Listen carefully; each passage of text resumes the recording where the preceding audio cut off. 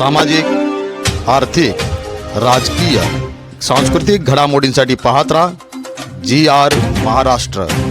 बातमी आहे नांदेडवरून धावत्या कारला आग लागून एकाचा जागीच मृत्यू, गाडी पूर्णपणे जळून खाक। नांदेड जिल्ह्यातील सोनखेड पोलीस स्टेशन हद्दीत नांदेड लोहा महामार्गावर धावत्या कारला अचानक आग लागली आणि या दुर्दैवी घटनेमुळे एकाचा जागीच मृत्यू झाला। ही घटना 25 डिसेंबर आणि 26 डिसेंबरच्या मध्यरात्री घडलेली आहे।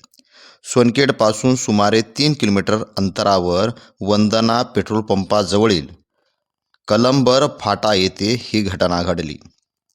नांदेडहून लोहा या दिशेने भरधाव वेगात जाणाऱ्या कारचा अचानक ताबा सुटल्याने वाहन दुभाजकावर आदळले। यावेळी कारमध्ये मोठा स्फोट होऊन आग भडकली आणि काही क्षणातच संपूर्ण गाडी आगीच्या भक्ष्यस्थानी सापडली। सूत्रांच्या माहितीनुसार कारमध्ये नांदेड येथील रहिवासी एका व्यक्तीचा समावेश असल्याची समजत आहे। आगीत ती व्यक्ती जागीच होरपळून मृत्यू पावली। घटनेची माहिती मिळताच सोनखेड पोलीस स्टेशनचे अधिकारी व कर्मचाऱ्यांनी घटनास्थळ गाठले व लोहा नगरपालिकेच्या अग्निशमन दलाला पाचारण केले।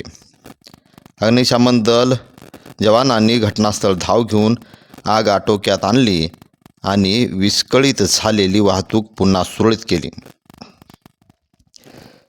या घटनेमुळे काही काळ महामार्ग वाहतूक ठप्प झाली होती।